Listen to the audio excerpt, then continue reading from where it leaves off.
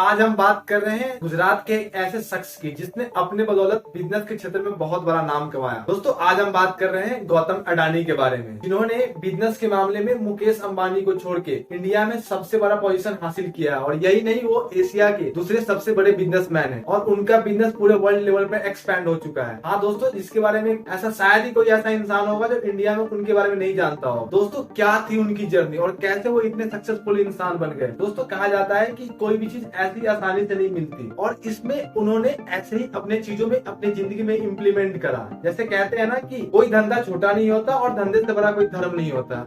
अडानी ने इन चीजों को अपने रियल लाइफ में इन चीजों को इम्प्लीमेंट करा और उन्होंने स्टार्ट में उनको जो भी धंधा मिलता गया उन पूरी शिद्दत से वो करते चले गए और वो जो इतनी गहराई से करते चले गए कि उन्होंने अपना बिजनेस मॉडल धीरे धीरे ऐसे तैयार किया कि उन्हें एक सक्सेसफुल बिजनेसमैन बना दिया। दोस्तों आइए जानते हैं अडानी के पूरे जीवनी के बारे में पूरे डिटेल से। चलिए दोस्तों शुरू करते हैं आज के इस वीडियो में और जानते हैं अडानी के सफलता के बारे में। दोस्तों साल 1962 में अडानी का जन्म हुआ था। एक नॉर्मल परिवार में उनका जन्म होने के कारण उनकी आर्थिक स्थिति इतनी अच्छी नहीं थी, इसलिए उनको बहुत कम उम्र में मुंबई जाना पड़ा अपने काम के तलाश में। अपने घर की खर्चे को देखते हुए उन्होंने मुंबई में बहुत जगह जगह ठोकरें खाई। उनको उसके कुछ दिनों के बाद उनको एक जॉब मिला डायमंड सप्लायर का। उन्होंने डायमंड सप्लायर का काम शुरू कर दिया। हाँ दोस्तों, उनकी इसी समय में काम में इतना रुचि था कि उन्होंने उनको जो भी काम मिला उन्होंने बहुत अच्छे से वो करते चले गए और अपने से जितना हो सका उन्होंने अपने बिजनेस माइंडसेट को पॉजिटिव रखा और उन्होंने उस पर काम करना शुरू कर दिया। और दोस्तों 3 साल के भीतर ही उसने जॉब को छोड़ दिया क्योंकि उनको ये पता था कि उनको आगे करना क्या। इसलिए उन्होंने अपना खुद का एक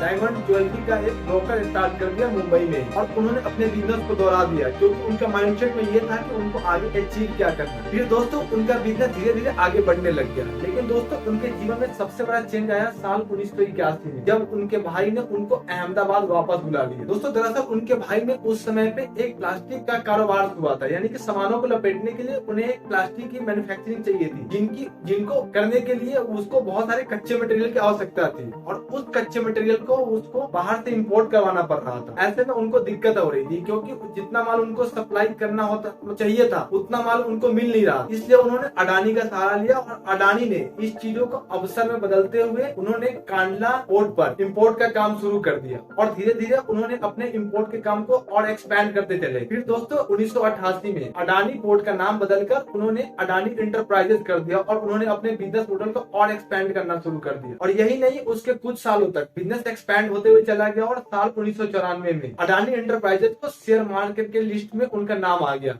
दोस्तों फिर आया साल 1995। यही वो साल था जिन्होंने आज अडानी जितने बड़े सक्सेसफुल बिजनेसमैन हैं उनकी जितने बड़े सक्सेस की मिशन की वास्तविकता में स्टार्ट यहीं से होती है, क्योंकि उस समय एक ऐसा दौर था जब गुजरात सरकार एक प्राइवेट बिजनेसमैन कंपनी की ओर देख रही थी जो कि एक पोर्ट को संभाल सके, यानी कि गुजरात में पोर्ट को देख सके। यानी कि उस समय गुजरात सरकार एक पोर्ट डेवलपमेंट के लिए एक प्राइवेट कंपनी की तलाश कर रही। ऐसे में ये खबर अडानी के पास पहुंची और अडानी ने इसको अवसर को देखते हुए उन्होंने इसमें बिजनेस का आइडिया ढूंढ लिया और उन्होंने इस पोर्ट को ही खरीद लिया। हाँ दोस्तों, हम बात कर रहे हैं मुंद्रा पोर्ट की। ये एक इंडिया का एक निजी पोर्ट में से सबसे अधिक चलने वाला ये पोर्ट है, जिसमें कि 8000 हेक्टेयर में फैला हुआ ये पोर्ट आज इंडिया के 1/4 टोटल सामान का आवाजाही इसी पोर्ट से होता है। दोस्तों ये एक निजी क्षेत्र में बना हुआ पोर्ट है जिसमें कि बिजनेसमैन को यहाँ पे टैक्स भी पे नहीं करना पड़ता, इसलिए ये पोर्ट और आगे चल के अपना और नाम बनाते चला गया और इससे अडानी का बिजनेस और एक्सपैंड होते हुए चला गया। दोस्तों यही नहीं, अडानी जैसे जैसे उनका बिजनेस बढ़ता गया उनको बाकी चीजें जो हमारे डेली यूजेस में है, जैसे कि हमारे खाने के सामान, उनमें भी उनको प्रॉफिट दिखने लग गया और उन्होंने फिर 1999 में बिलमार बिजनेस ग्रुप के साथ हाथ मिलाया और उन्होंने खाने के सामान के क्षेत्र में उन्होंने अपना पहला कदम रखा। और आज जैसे देख भी रहे हैं दोस्तों, हमारे घर में किचन की सामग्री में अडानी के बहुत सारे प्रोडक्ट हैं।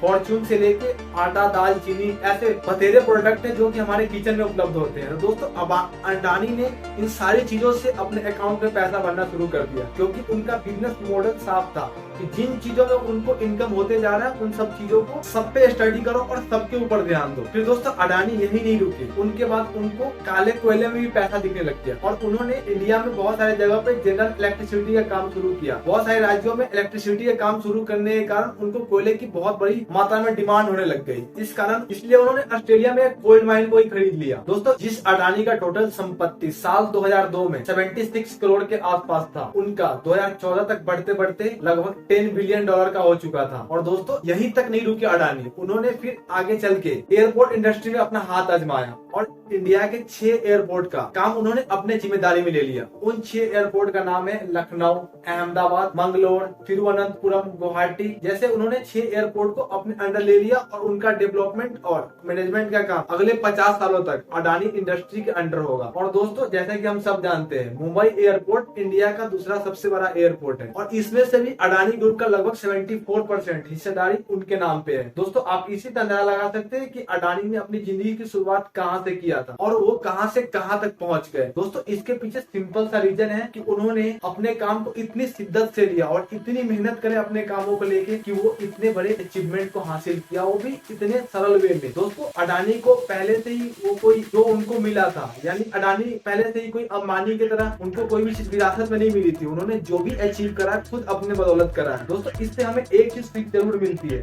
अगर कोई चीज को ढंग से किया जाए और उस पर प्रॉपर वर्क किया जाए तो दोस्तों मुश्किलें तो आएंगी लेकिन उसको अचीव आराम से किया जा सकता है। उसमें मेहनत भरसते लगेगी, उसमें बहुत मेहनत करना पड़ेगा लेकिन वो चीज हासिल किया जा सकता है। यही फॉर्मूला था अडानी के साथ, जो आज वो इतने बड़े इंसान बन चुके हैं। दोस्तों आपको क्या लगता है अडानी का जिंदगी से आपने क्या सीखा? दोस्तों आपको जो भी लगता है इस वीडियो के माध्यम से आप हमें कमेंट करके जरूर बताइएगा। अगर आपको ये वीडियो अच्छा लगा तो प्लीज दोस्तों लाइक शेयर सब्सक्राइब जरूर कीजिएगा। मिलते हैं अगले वीडियो में, तब तक के लिए जय।